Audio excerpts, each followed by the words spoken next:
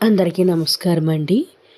ఒకానొకప్పుడు చిదంబర క్షేత్రంలో యక్షదత్తనుడు అనే బ్రాహ్మణుడు ఉండేవాడు. ఆయనకు విచారశర్మ అనబడే ఒక కొడుకు ఉన్నాడు. ఆ కొడుకు వేదం నేర్చుకున్నాడు. ఆయన వేదమును చక్కగా సుస్వరంతో చదివేవాడు. ఎప్పుడూ స్వరం తప్పేవాడు కాదు. ఎల్లప్పుడూ స్వరం తప్పేవాడు కాదు. గోవులను దేవతలను నమ్మిన పిల్లవాడు. ఒకరోజు ఒక ఆవులను కాచే ఆయన ఆవును కొడుతూ తీసుకువెళ్తున్నాడు. అది చూచి ఆ పిల్లవాడు మనసు బాధపడింది. నేనే రేపటి నుండి ఈ గోవులను కాస్తాను. నీవు ఆ ఆవులను కొట్టవద్దు, కొట్టుతూ తీసుకువెళ్ళవద్దు. నాకు అప్పగించండి, నేను వాటిని జాగ్రత్తగా పరిరక్షిస్తాను అని అడిగాడు ఆ గోవుల కాపరిని. ఆ గోవుల కాపరి సరేనని ఒప్పుకున్నాడు. బ్రాహ్మణుడు, బ్రహ్మచారి, వేదము చదువుకున్నవాడు. ఆవులను కాపాడితే మంచిదే కదా అని ఊళ్ళో వాళ్ళందరూ వారి వారి గోవులను ఆ గోపాల బాలకుడికి అప్పగించారు. ఆ పిల్లవాడు వేద మంత్రములను చదువుకుంటూ వాటిని స్పృశించి వాటిని జాగ్రత్తగా కాపాడుతుండేవాడు. వేదంలో కొన్ని పన్నాలకి కొన్ని శక్తులు ఉంటాయి. ఆవుల్ని రక్షించడానికి ఆ పన్నాలను చదువుతూ వాటిని కాపాడుతూ ఉండేవాడు. ఆవులు సంతోషించి ఆ పిల్లవాడు కూర్చున్న చోటుకి వచ్చి అతడు మంచినీళ్ళు త్రాగడానికి తీసుకుని వచ్చిన ఒక కుండను తెచ్చుకుంటే ఆ కుండలోని పాలు నింపి పెడుతూ ఉండేవి. రోజు ఇచ్చే పాల కన్నా ఎక్కువ పాలును ఇంటి దగ్గర ఇచ్చేవి. ఈ పిల్లవాడు ఆవులను ఎలాగూ పాలు విడిచి పడుతున్నాయి కదా అని వట్టినే కూర్చోవడం ఎందుకని ఆవులన్నిటినీ విడిచిపెట్టి కట్టేవాడు. ఆ గోపాల బాలుడు రుద్రం చదవడం నేర్చుకున్నాడు. రుద్రం కన్నా గొప్పది మరొకటి లేదు. అందుకనే లోకమునందు సన్యసించిన వారు కూడా రుద్రాధ్యాయము చదవాలనే నియమం ఉంది. రుద్రాధ్యాయము అంతటి గొప్పది. అది చదివితే పాపములు పటాపంచలవుతాయి. అటువంటి రుద్రం చదువుతూ ఇసుకలో శివలింగంను కట్టి ఆ పాలను తీసి రుద్రాధ్యాయంతో అభిషేకం చేస్తూ ఉండేవాడు. ఒక రోజున అటు నుంచి ఒక వెర్రివాడు వెళ్ళిపోతున్నాడు. అయ్యో, ఈ పిల్లవాడు ఈ పాలన్నిటినీ ఇసుకలో పోస్తున్నాడు. ఇంకా ఆవులు ఎన్ని పాలు ఇచ్చునో అని వెళ్ళి పిల్లవాడు తండ్రికి చెప్పాడు. చెప్తే యక్షదత్తుడికి కోపం వచ్చింది. నేను రేపు చూస్తాను అని చెప్పి మరుసటి రోజున కొడుకు కన్నా ముందే బయలుదేరి అడవిలోకి వచ్చి ఆవులు మేసే చోట చెట్టెక్కి కూర్చున్నాడు. పూర్వకాలము క్రూర మృగములు ఎక్కువ. అందుకని కర్ర గొడ్డలి కూడా తనతో తీసుకుని వచ్చి చెట్టెక్కి కూర్చున్నాడు. కాసేపు అయింది. కొడుకు ఆవులను తీసుకువచ్చి అక్కడ ఆవులను పెట్టాడు. ఆవులు అక్కడ మేస్తున్నాయి. ఆయన సైకతలింగమును తయారు చేసి సైకతలింగాకారంలోని శివాలయ నిర్మాణం చేశాడు. తరువాత చక్కగా ఆవులు తమంతట తాముగా విడిచిపెట్టిన పాలతో రుద్రం చదువుతూ అభిషేకం చేసుకుంటున్నాడు. ఆయన మనస్సు ఈశ్వరుని యందు నిమగ్నమై అయిపోయింది. ఆయన పరవశించిపోతూ సైకతలింగానికి అభిషేకం చేస్తున్నాడు.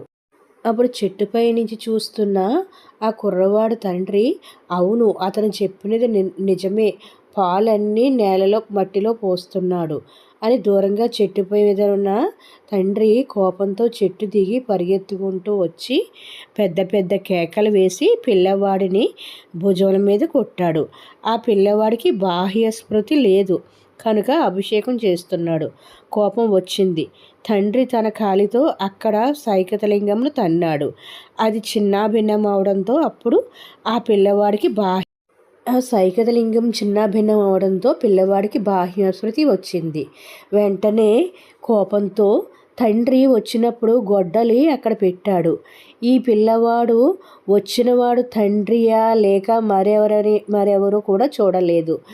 ఏ పాదము శివుణ్ణి తన్నిందో ఆ పాదము ఉండడానికి వీలు లేదని గొడ్డలు తీసి 2 కాళ్ళను నరుకుపోయేటట్లు విసిరాడు. తండ్రి 2 కాళ్ళు తెగిపడి తొడల వరకు తెగిపడ్డాయి. కింద పడిపోయాడు. నెత్తుటి ధారలు కారిపోతున్నాయి. కొడుకుని చూశాడు. శివలింగము తన్నినందుకు నీవి ఫలితము అనుభవించవలసిందే అన్నాడు. నెత్తుడు కారి తండ్రి మరణించాడు. ఆశ్చర్యంగా అక్కడ చిన్నాభిన్నమైన సైకతలింగం నుంచి పార్వతీ పరమేశ్వర్లు ఆవిర్భవించారు. నాయన, ఇంత భక్తితో మమ్మల్ని ఆరాధించావు. అపచారం జరిగిందని తండ్రిని కూడా చూడకుండా కాళ్ళు 2 నరికివేశావు. మనుష్యుడివై పుట్టి తపస్సు చేయకపోయినా వరం అడగకపోయినా నేను నీకు వరం ఇస్తున్నాను. ఇవాళ నుండి నీవు మా కుటుంబంలోని 5వ వాడివి. నేను, పార్వతి, గణపతి, సుబ్రహ్మణ్యుడు 5వ వాడు. నీకు 5వ స్థానం లభించింది. మా కుటుంబ సభ్యులో నువ్వు 5వ వాడివి. నిన్ను చండీశ్వరుడు అని పిలుస్తారు. ఇక నుంచి సాధారణంగా లోకములో వివాహము అయిపోతే ఆ విడిచిపెట్టిన ఆహారము దాన్ని పత్ని భాగం అని పిలుస్తారు. అది భార్య దానిని తినే అధికారం ఉంటుంది. దాన్ని ఎవరు పడితే వారు తినేయకూడదు. భార్యకొక్కదానికే అధికారం ఉంటుంది. అది పత్ని భాగం. కానీ శంకరుడు ఎంత అనుగ్రహం చేశాడో చూడండి. పార్వతి, నేను ఈవేళ చండీశ్వరుడికి ఒక వరం ఇస్తున్నాను. నీవు అంతఃపురంలో నాకు భోజనం పెడతావు కదా. నేను తిని విడిచిపెట్టిన దానిని చండీశ్వరుడు తింటాడు. వేరొకరు తినరాదు అని అన్నారు పరమశివుడు. చండీశ్వరుడు ఎప్పుడూ శంకర్ని ధ్యానం చేస్తూ ఉత్తరముఖంలో కూర్చుని ఉంటాడు. చండీశ్వరుడు బహిర్ముఖుడై ఉండడు. నందీశ్వరుడిలాగానే ఆయన కూడా ఎప్పుడూ కళ్ళు మూసుకుని ఉండిపోతాడు. ఎప్పుడూ శివధ్యాన తత్పరుడై ఉంటాడు. ఆయన్ని పిలిస్తే ఆయనకు కోపం వస్తుంది. అందుకని ఆయనను ధ్వనిచంద్రుడు అంటారనమాట. అనే పేరుతో చాలామంది తెలిసి తెలియక శివాలయంలోని కొట్టిన కొబ్బరికాయని ఇంటికి తీసుకువెళ్ళకూడదు అని గోడ మీద పెట్టిపోతుంటారు. ప్రసాద తిరస్కారము పరమదోషము. అలా వదిలిపెట్టి వెళ్ళకూడదు. శాస్త్ర ప్రకారము ఆయన దర్శనంకు వెళ్ళినప్పుడు చిన్న చిటికె మాత్రం వెయ్యాలి. అందుకని ఆయనను చిటికెల చండీశ్వరుడు అని పేరు. చిటిక వేస్తే జ్ఞానం నందు ఉన్నవాడు కళ్ళు తెరిచి కోపంగా చూస్తాడు. ఓహో, మా స్వామిని ఆరాధించావా, ప్రసాదం తీసుకువచ్చావా, సరే అయితే తీసుకువెళ్ళు అని అంటాడు. ఆయనకు చూపించిన తర్వాత ఆ ప్రసాదం మీద మీకు పూర్ణాధికారం ఉంటుంది. దాన్ని మీరు ఇంటికి తీసుకువెళ్ళవచ్చు. లోపల శివుడికి కూడా ముక్క ఉండిపోతుంది. అది చండీశ్వరుడికి వెళ్ళిపోతుంది. మీకు ఇచ్చిన ప్రసాద రూపము దానిని మీరు గుడియందు విడిచిపెట్టి వెళ్ళిపోతే ఆ కోరిక తీరదు. అందుకని శివాలయంలో ఇచ్చిన కొబ్బరి చెక్కను కానీ ప్రసాదం కానీ అక్కడ వదిలిపెట్టకూడదు.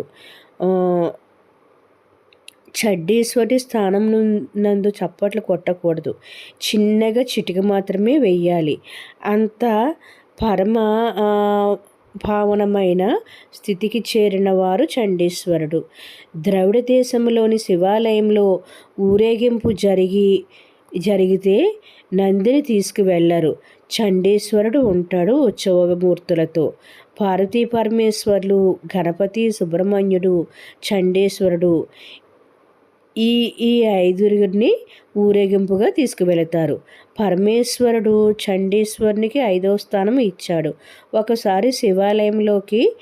ఒకసారి మనం శివాలయంలోకి గడప దాటి అడుగు పెడితే అటువంటి మూర్తులను దర్శనం చేసి శివలింగము దర్శనం చేసి శివదర్శనం అయ్యాక అమ్మవారిని చూస్తాము.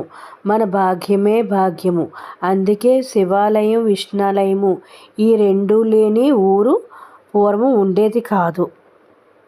ఈ రెండు ఉండి తీరాలి. మన దేశం అంతటి భాగ్యవంతమైన దేశము.